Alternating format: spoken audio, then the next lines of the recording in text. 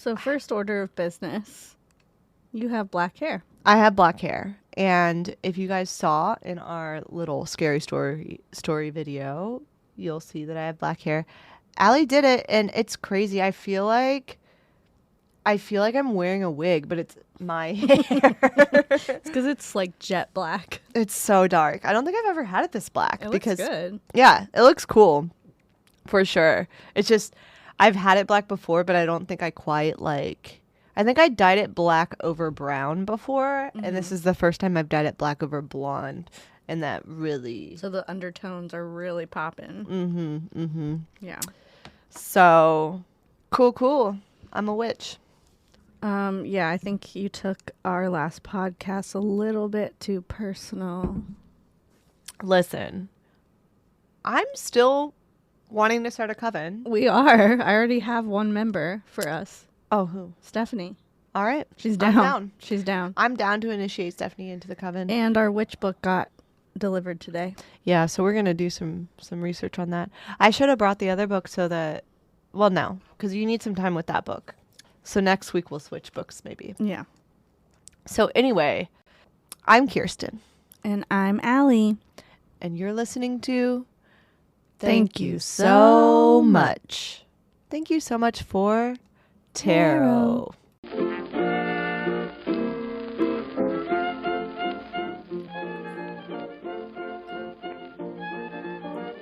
Wow, we did that so well. We did. We're getting better. It's just about the confidence, you know? Yeah.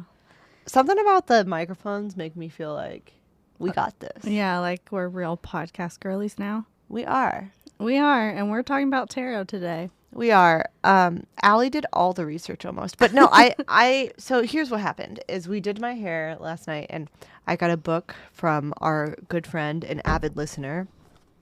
And it's called The Complete Book of Tarot, A Comprehensive Guide by Anthony Lewis. And I did not have much time to really take notes from it because it's so much. Just like witchcraft was. Yeah. Like, it's a lot. It's a but I big think book. that your book was maybe easier to, like, summarize in a way. Like, Yeah. So I've had this book for a while. It's called The Modern Witchcraft Book of Tarot, Your Complete Guide to Understanding the Tarot by Skye Alexander. And a lot of it is just what each card means. Yeah. I mean, the same with this one. I would say the bulk of the book is each card because there's 78 cards in the deck. Yeah. It's a lot. But I did learn a lot reading this. That's good. Yeah. So, Well, I've been interested in tarot for a while. I think even, like, you know, when I had my little witchy underpinnings of my life, I was interested in it, but I'd never had a deck. And it was when Sarah, my friend that moved to Michigan, she was visiting a friend in Denver, and she came back and she was like, oh, my friend knows all this stuff about tarot. And she bought a tarot deck, and then we started, like, getting into it and using tarot more. Because her friend does, her name's Lydia. She does a lot of spiritual stuff. nice. Now she has a website for it and Cool. all that stuff. But yeah, so then that's when I really started learning about it. And then I got my own deck, and I am by no means an expert. And whenever I do tarot for myself, I always have to look up the cards still. I think But- it takes like years of doing it to not look up the cards. Yeah, and it's one of those things that I'll like leave for a while and then come back to, so it's not like I have it fresh in my brain really ever. Mm-hmm. So, how about you? What's your... I mean, I've always been like a very intuitive, borderline psychic person. Like, if I really tried to be psychic, I probably could like tap into that a little bit, but I just am too lazy. But I have You're not gotten... lazy. Thank you. I've gotten tarot readings in the past, and I actually had like a legitimate tarot lady. It was my friend's grandma. Oh, cool. And she would like fly in from Florida, and she got a lot of stuff right. Was that in multiple West times. Virginia, or No, it's here. she would fly here from Florida? Yeah. For what? her granddaughter lives Oh, here. okay. Okay. And her yeah. daughter, Yeah. I guess. And she also has clients here. So she cool. would come and like make money and then go back. But she's like an older Venezuelan lady. Okay. And it just felt really legit. And she like Yeah. chain smokes cigarettes the whole time she's reading you. But she did predict a lot of stuff in my life. So shouts out. Yeah, I never really had like a good, well, not, I wouldn't say I haven't had a good one, but I haven't had one from somebody who does it professionally. Mm-hmm. Or like you think of like those old ladies as like more legit. Almost. Yeah, Like, yeah. yeah. So I always had really good readings with her and legit readings. And I always thought like maybe I would want to get into that. But it's just a lot of cards. It really is. And it takes some time to actually learn. So this is the first time I'm actually like sitting down and reading this book that I've had for years. Oh, good. You know, that's the beauty of our podcast is all the little hyperfixations that we have like wanted to start on, and it forces us to do. So if nothing else, this is like our journal. Yeah, we're learning about random shit, and it expands our mind. Yeah, so that's the disclaimer here. Like, we are in no way experts on this topic. We're delving in just as you're delving in. Hopefully the listeners like understand that. Like, we are just having fun with it and come along for the ride. We're going to like give you some of the research, and then we're going to give each other readings. Yes. Yeah. So this is part of our spooky Spooktober series Yes. for this month. So tarot and witchcraft actually go hand in hand. So that's also kind of why we wanted to do it right after witchcraft. Yeah. Tarot and witchcraft, if you think of the Magician card, it's the first card in one of the, there's two different Types of decks? types of decks, I guess. Like there's 22 cards in the major. Oh, okay. Yeah, there's two different suits or yeah, whatever. Like you think of Two like different- the face cards and like the number cards in a regular set of cards. It's like that. Yeah, we'll go Yeah. into the differences too, but so the Magician card is the first card in Major Arcana. There's a toolbox on the card and it contains a wand, a chalice, a pentagram, and a sword. Yeah, and like each of those symbols have meanings too. Yeah. And each deck is very personal to the person. So I was reading how if someone gives it to you as a gift, that's a good deck to have. But also just personal to you. So you just want it to be something that interests you, like the design and everything on the back, like it's your deck. So they also recommend having a deck for your own readings and then a different deck for other people's readings. That makes sense. Yeah. Yeah, Yeah, and something then that has like more of your energy only, and then one that you can like use to. Yeah. and also as far as like witchcraft goes, they also recommend having a third deck for magic tarot. So if you use the Oh, tarot fun. deck with magic, they recommend having like 3 different decks. So Okay. personal, other people, and magic. Okay. Tarot actually goes back to at least the 15th century, but it's a little murky. The history's a little murky. I was reading how sometimes in some different countries and communities, they would use tarot as like a game. Yeah, so I read that it started out as a deck that you use for games, and then it wasn't until the 1700s in France, mostly France, but also other countries in Europe, that they started to really use it as a fortune-telling occultist Yeah. tool. And I like that it, because I don't know, I never really realized like how it worked with like the intuition and the psychicness and stuff. Like how does that even work? But apparently like the symbols, the colors, like everything on the card is supposed to trigger intuition. Yeah. So you're supposed to get like visions kind of from the pictures being depicted on the cards. So it's supposed to just trigger that. Astrology, we went over. Yeah, astrology, I also read goes a lot into it. Like the elements and Yeah, the elements are huge in tarot. So the 4 suits of the minor arcana correspond with the earth's elements. So water, fire, earth, and air. So there's a lot of like crossover similarities with both. Okay, so like we were saying, there's 2 kind of books. There's the major arcana and the minor arcana. And the way that I always think of it is as the minor arcana is like the number cards on a regular deck, and the major arcana is like the face cards on a deck. But the minor arcana, so like total, it's 78 cards. Minor arcana is 56, and we have 4 suits, which are the wand, cups, pentagram, and swords.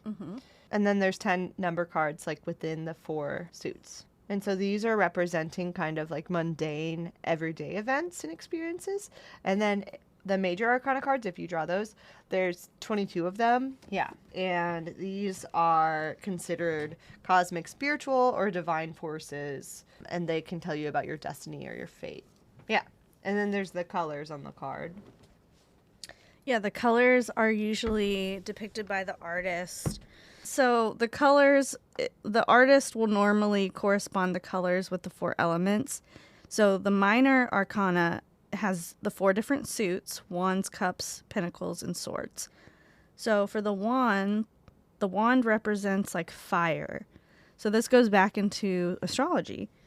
The wand represents fire and an expansion of personal power. It might have career-related issues. Growth is afoot if you get one of the wands. Maybe it's telling you to take risks and have fun. And because the wands represent fire, the artist of the card might put more like red tones or warm tones into the card. So that kind of like subconsciously tells you, Red is fire. yeah, red is hot. Fire. Blue is water. Blue is water. Cups is water. So cups is kind of like for us because we're water signs. Yes. Yeah. And it's reflective. It's connected to the emotions. It's creative, intuition, emotions and relationships. It could be pleasurable or painful situations that it's trying to tell you. But water, the artist might put a lot of blue in the card. And then pentacles is the earth. So that's like the feminine. Oh, that makes sense because we have like growth in the womb. We're creating life, like the feminine, and security, stability. Yeah, of course, like women. I mean, not to brag, but women are pretty resources, values, material goods. We got it. We got it covered. I just had to unbutton my pants. Dude, I was just watching this TikTok about what are they called? They're called like standing jeans and What? like it's the whole thing. Like when you sit down, you have to like unbutton your pants. Yeah. Because your gut is like bulging out. Yeah. And but when you're standing, it's usually fine. So like you have jeans that you use for only standing, and then you have jeans that you can stand in. That's accurate, actually. Back when I was a little skinny mini and I would wear like really tight jeans, I'd be like, okay, I'm gonna be standing all night, so these jeans are the ones I want to wear. But if I'm gonna be sitting, I need to wear my loose ones. These jeans are loose-ish, but I got a gut, you know? I gotta let that hang free. Like the material of the jeans themselves, because the ones that I'm wearing are like tight, but they're stretchy. Oh. Yeah. Mine aren't stretchy. Yeah, because I was wearing like ones that are tight and like not stretchy earlier today, and I was like, You're like, fuck no, this. fuck that. I've also gained weight, and like none of my jeans really fit. It's Same. sad. But these ones are like the stretchy ones that still fit. That's why I wonder, do skinny people have to undo their buckle? Yeah, tell us. Let us people. know. Do you guys have to unbutton your pants when you sit down because your gut overflows and it's uncomfortable and you can't breathe? I don't remember having to do that as much when I was skinny. Neither. But it's okay. Okay. It's okay. That's fine. Anyways, Anywho. pentacles, feminine. We're secure. We're stable. And then we have the swords, which are the air sign. Okay, so just like from this, I kind of see it as more of the masculine one. Because rational thinking. Yeah, we have like rational thinking, intellect, which is dumb that I see that because women are rational and intellectual. Yeah. But Don't get it twisted. communication and the mind, a struggle in the transformation. Like you might be struggling within a transformation and that's why you get that card. Oh, I see. Okay. Yeah. No. So that's the minor arcana. And then if we go into the major arcana, some of the ones are going to be like the high priestess, the hermit, The Fool, justice, the Magician. temperance. Yeah, there's like different ones. So that kind of breaks it up into two different parts, which I never really thought about before. So this is good. I'm learning now. We're all learning. We're all learning this, unless you're a tarot professional. If you are a tarot professional, just stop listening now. Or do listen and don't judge. Listen and then email us and tell us that we're stupid. No, I'm just kidding. Email us and tell us how amazing we are to figure this out in a small amount of time. Yeah. So the major arcana, if you get a card in a reading from the major arcana, it's more like a big deal. Like the spiritual forces beyond your control are operating on the matter that you're asking about. You may even sense a higher presence with you while you're doing the reading because your guardians and your spirit guides might be with you while you're reading. So you might actually feel that if you're super sensitive to that stuff. So the first card in the major arcana is the Fool.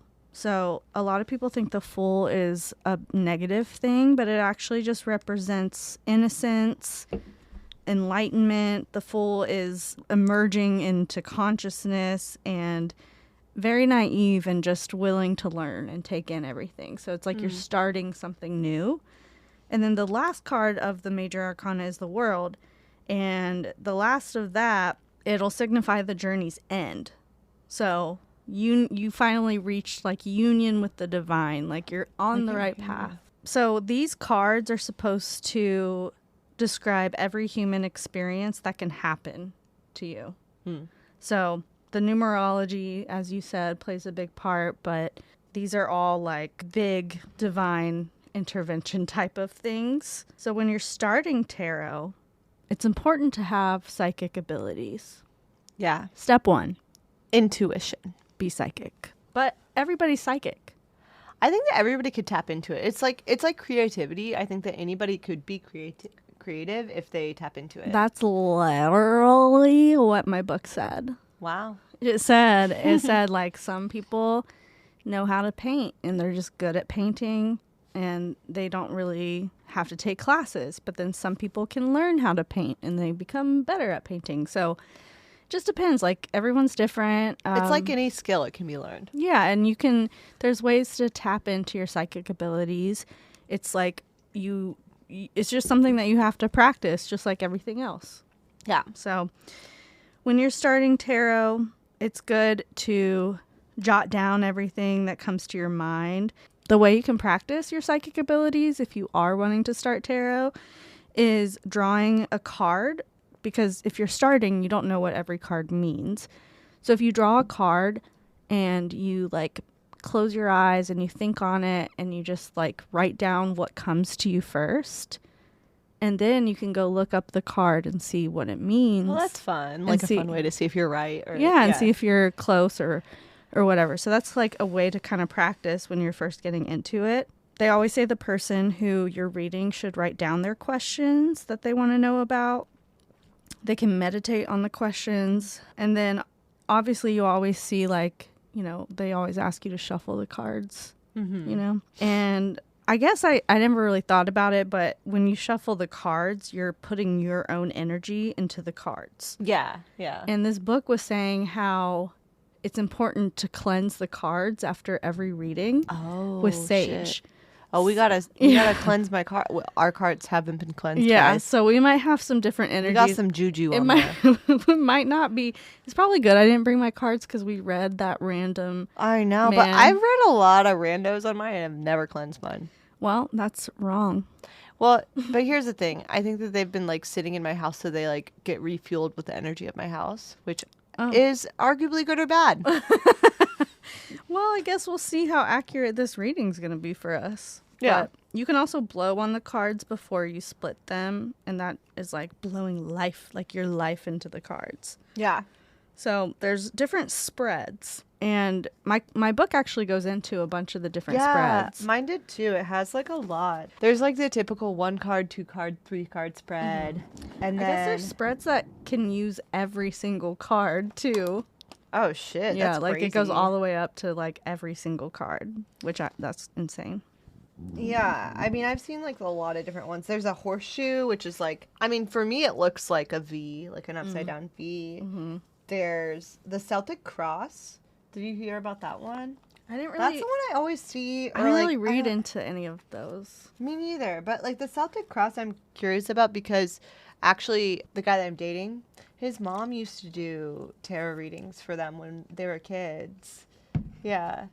And always did like the Celtic cross. Okay. I think. But it's basically like 10 cards, and to the left you're creating a cross with 6 cards. So you have like 2 middle cards and 4 point cards. So that's like a cross.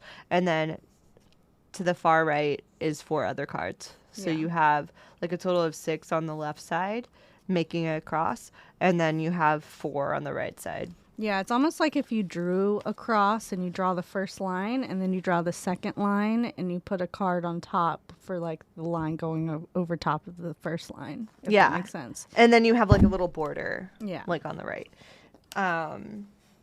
But yeah, like each card like in that spread means something different. So like I'm not going to go into all of it, but basically it's saying like card 1 is like central card that signifies the main theme. But anyway, each card has a different interpretation like within it. So That's why there's so much to tarot and there so really hard to is. learn. It's not just like the cards by themselves.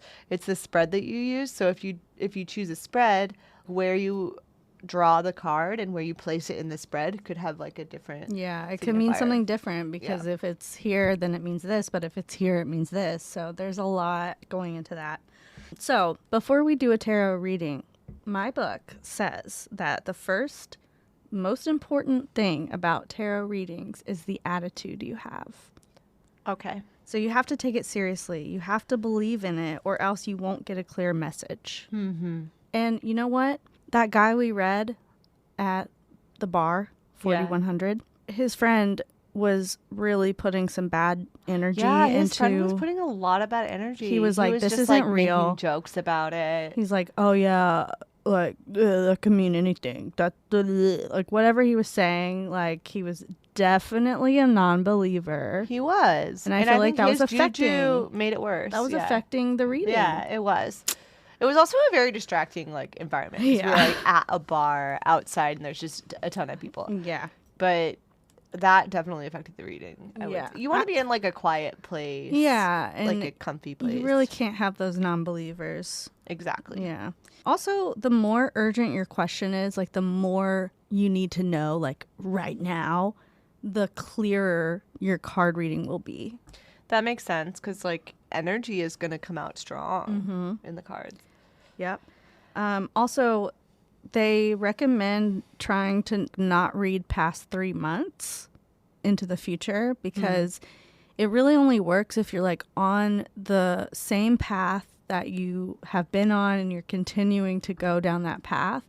But if you change anything like the course of what you're doing, then it could change your future. Yeah. So in 3 months, it's like not much is going to change maybe, but then, 6 months, a year, more stuff can change. So they recommend 3 months being like a good rule to go by.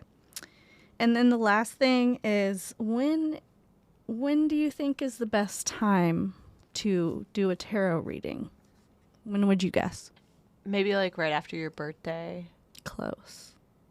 New Year. On your birthday. Okay. So because all the energy is on you.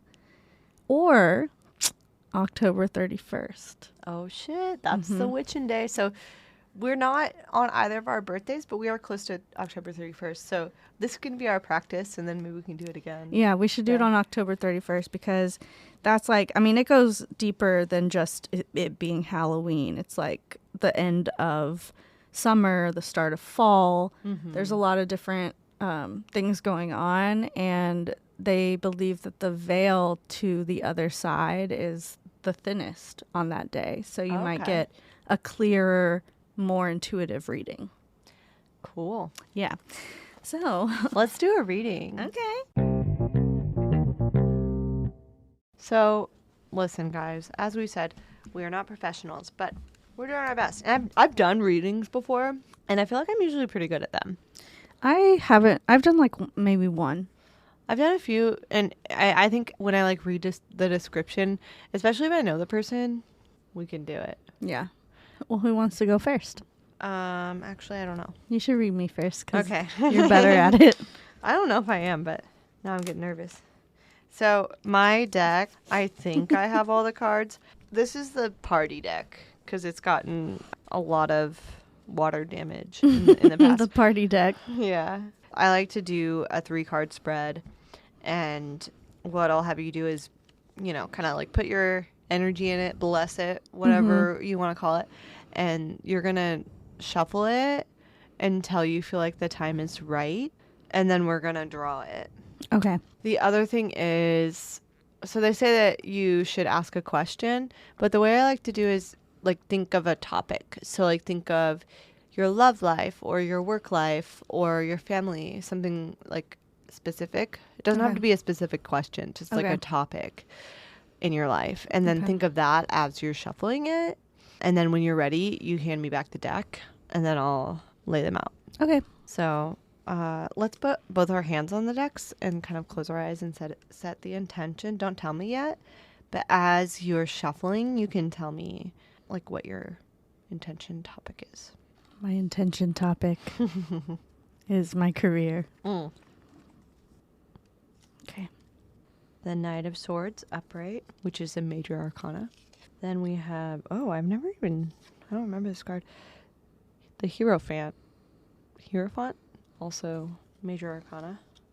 And we have the 8 of Pentacles. Mm. So, and this is just the way I'm reading it, is past, present, and future for each one. So I'm going to, because I don't know the meanings of everything yet, I'm going to refer to this book. So we have the Knight of Swords. So the Knight corresponds with the element fire, which suggests action, enterprise, movement, novelty, and challenge coming into your life.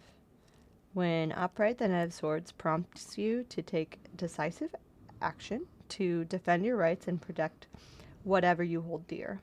The clever, assertive knight makes a good ally and formidable opponent. He readily connects the dots and is able to cut the chase in any situation.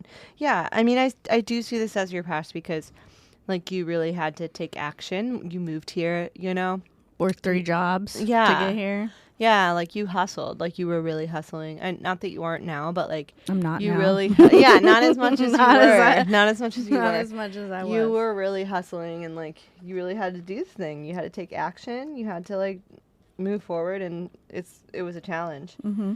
That's how I see that card as your past. This card I don't remember. The Hierophant is a figure of authority and power, like the Emperor. But the Hierophant's power is of a spiritual nature. So often he's shown as religious leader. Sometimes he's seated on a throne. He's seated, but yeah, it looks like a throne kind of situation. He may represent a person who's dedicated to a religion or a philosophy. If the reading is about your job, the Hierophant indicates that you must follow the rules if you want to succeed. I do follow the shit. rules.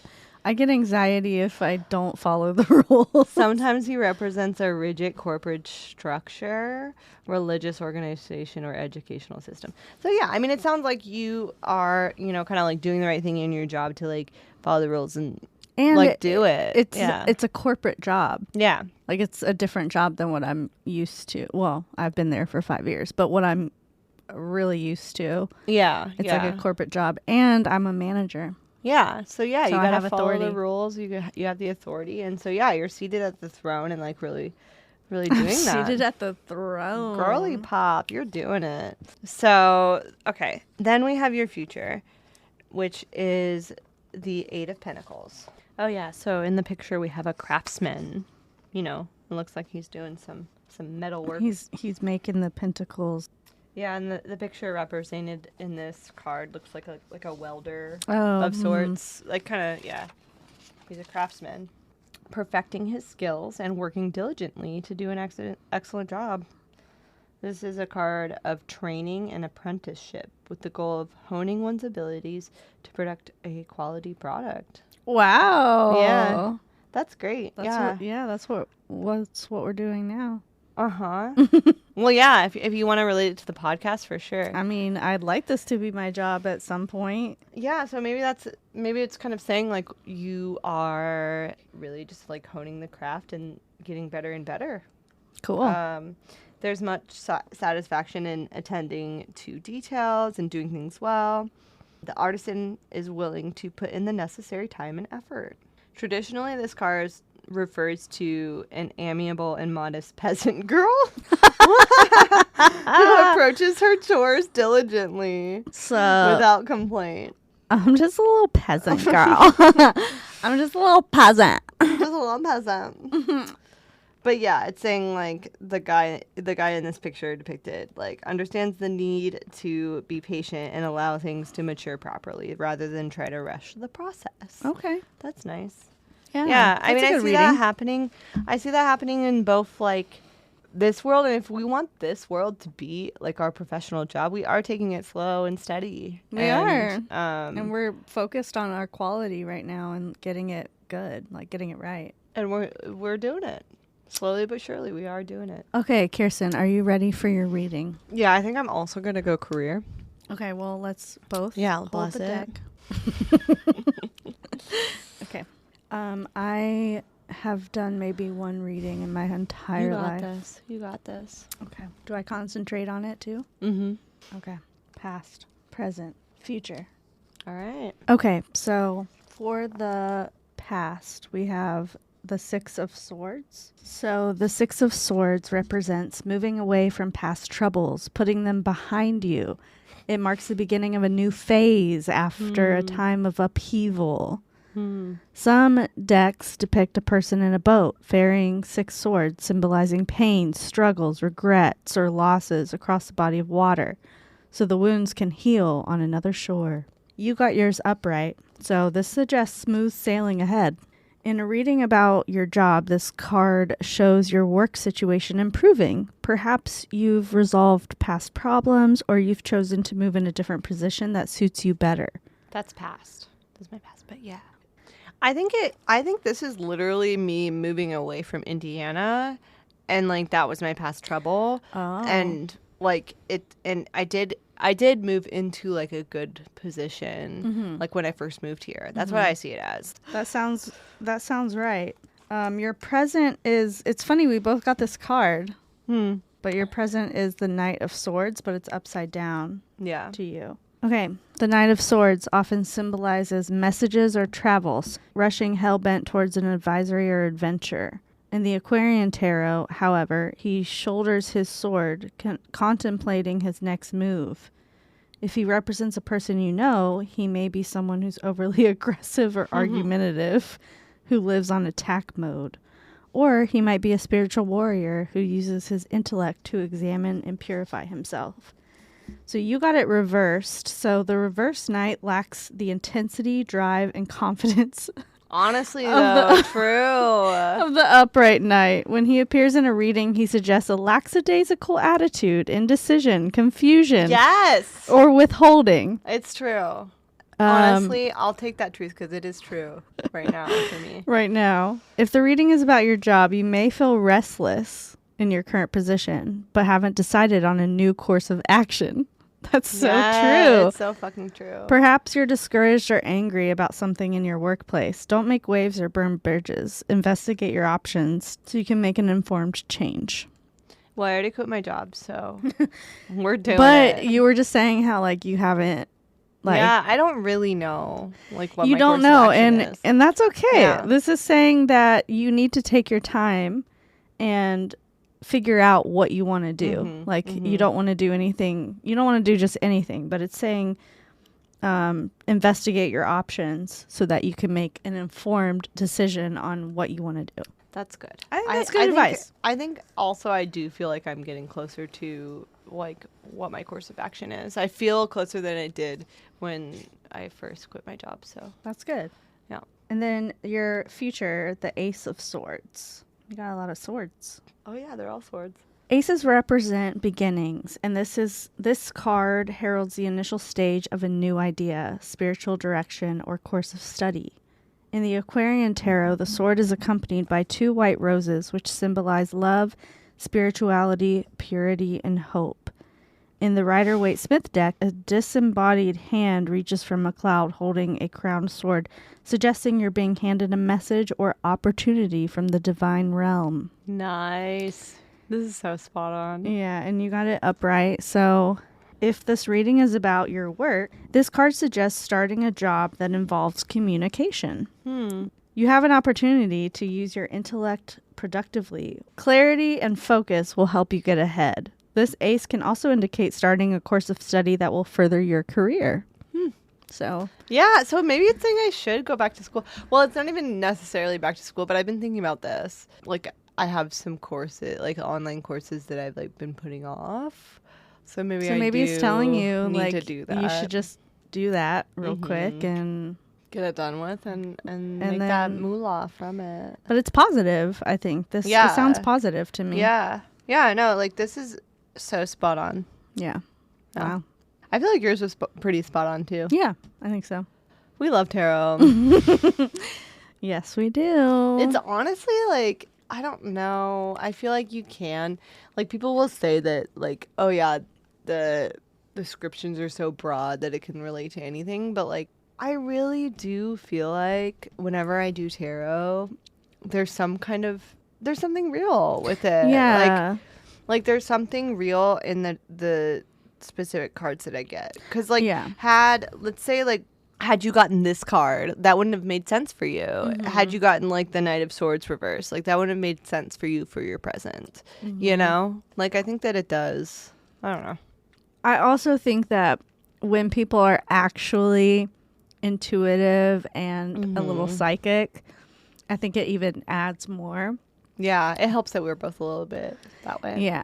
But even, like, people who, like, if you've been practicing for a really long time, Yeah.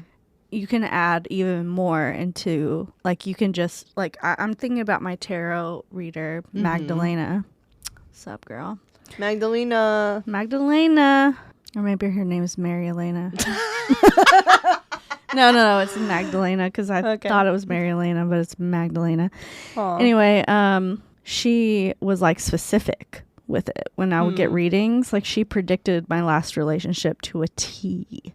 That's crazy. She was like, you're going to meet somebody who is in a completely different career than you. And I was at the time talking to someone who was a hairstylist. Yeah. So you're like, okay. I was like, oh, okay. It's not them. Yeah. And then she said, he's going to be mixed, kind of like me, like my grandchildren. And she's from Venezuela. And my ex was Costa Rican and black. Yeah. And then she said a bunch of other stuff, like you're going to meet organically, you're going to meet through a female friend. I forgot about this, but now as you're telling me, I remember you telling me about this reading that you got. Yeah. You're going to meet him through a female friend, which was you. And just all kinds of stuff that was super specific. That's crazy. And then, like, 2 weeks later, I met my him. ex. That is out of control. Like, yeah, she predicted it. She really did. She predicted it. Did she say anything about what your future would be with him? Because I wonder if she predicted, like, how it would end. No, I think because you know how it said, like, don't go too far. Every few months, yeah. Yeah, I remember before I met him, she was telling me this. And then after I met him, like a year later, I got another reading by her. And she doesn't have social media or anything. She's, like, old. Yeah. And she was like, right when I sat down, she was like, oh, you're in love. Like, she knew. Yeah. And, you know, and then I remember I did call her because she does phone readings. Yeah. And I called her for a phone reading during COVID when... Dude, I should hit her up. She sounds legit. She's legit. But I called her... the last time I got a reading wasn't, like, super great. But it was when me and my ex were having issues. Yeah. And she was just saying, like, things that I should do to, like, help with that. Yeah. But it wasn't anything specific like you guys are going to break up, but she was like, if you want to stay together, you need to do this. Yeah. And it related to She might also was be going on. like a better reader for like bearer of good news and not bad news. maybe She didn't want to give you the bad news. she didn't, but she basically was like, you need to do this, this, and this if you want to keep him. Like she knew that things were rocky, Yeah. and she was saying how you need to do this, and it was like something that he did want from me. Yeah. What she said. So it was still like really beneficial and true. Yeah. But Here we are now, and I feel like I wonder if she would have predicted this relationship, like what she would have said about it. I wonder. Yeah. That's why I didn't ask about love, because I'm like very satisfied. Yeah, you guys are like great. we're good. Like, you're not like, questioning I'm that. not questioning Yeah. that at all. Yeah. But yeah, I wonder if she would have predicted this, or even if I were to get a reading, I wonder if she would notice, like, you know. Like, oh. But I should find out when she's coming back. You should. I'd be down to get a reading once I Yeah. get a job and have a little more money. Yeah. That was fun. I liked that. I feel like it was like good for both of us. Yeah. Well, guys, that's our episode on tarot. Yes. Thank you for listening to our tarot episode. So we had a poll from our last episode about You witchcraft. always remember this I every know. time. I love the polls. They're I like like my them favorite too. part. I like them, but I just always forget about them. I love them. So the question was, would you join our coven? And Wow. I gotta say, 100% said sign me up. Oh, how many people was it? 4. We don't have to include that in the... But you know what? We have 4 coven members. 100% of people. 4 out of the, like, 13.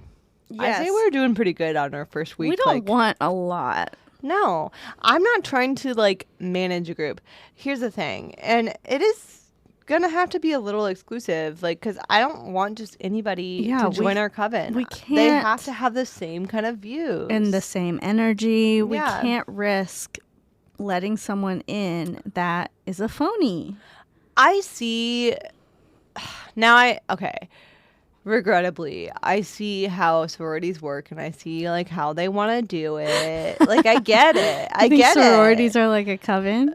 They are a little bit, but like They have way too many people. without a witchy vibe. It's like a religious vibe a lot of times. Yeah. And there are a lot of people. There's too many people in their There's coven. a lot of people, but like I feel like there is some like kind of divine energy with them. Well, because it's like they, feminine. yeah, and, that's like, feminine, and they pick people that they think will fit in. Yeah. And you know they all maybe I have the just same don't energy. I don't like the money aspect behind it, because usually you have to like pay. I always to be think able to of get like in, like- sororities and fraternities of just being like rich kids. Yeah, I know that's not 100%. always true, But you do have to pay extra, and it's not just the rent that you're paying. Like you're paying like a fee for like friendship. Yeah. Basically, Yeah. it's out of control. yeah, We're not going to charge you any fees for our coven, but like we will probably vet you. yeah, we're gonna vet you. We're Yeah. gonna check out your energy, make sure that you align with our energy.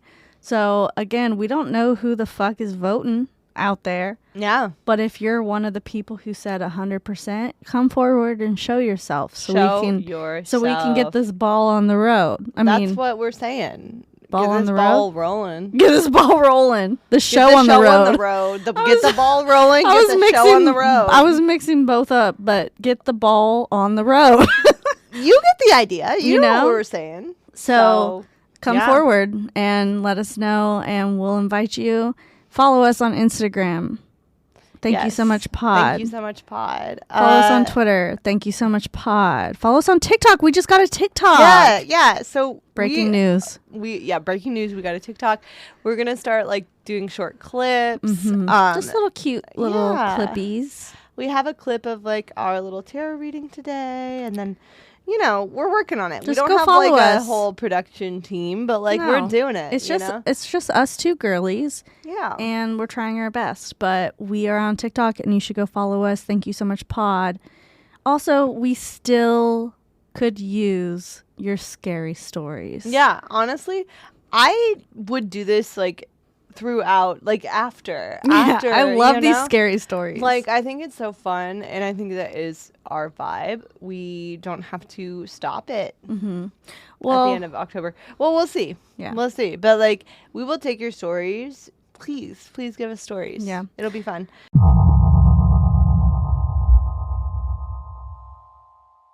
Okay, so we have our second rendition of our weekly story for spooky season, and we've got Mary coming at you. Yeah, so here's our second scary story of the season.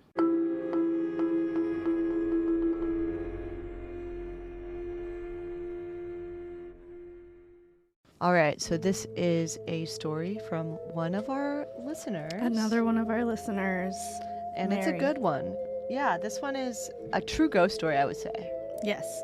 I'm taking a risk of seeming like a lunatic regaling the tale of the girl in the white nightgown, but Scout's honor, this is my family's ghost story. My family moved into the house at 5418 Goldmore Court in 1998. The house is about 8 miles away from Manassas Battlefield. During certain times of the year, my sister and I would hear footsteps coming up the stairs in the dead of the night. Usually, activity would start when the weather cooled down at fall, but the most active times are always around Christmas. I'm sure my parents thought my sister and I were making up excuses to account for the noises on the stairs at night and assumed we were sneaking around for Christmas gifts.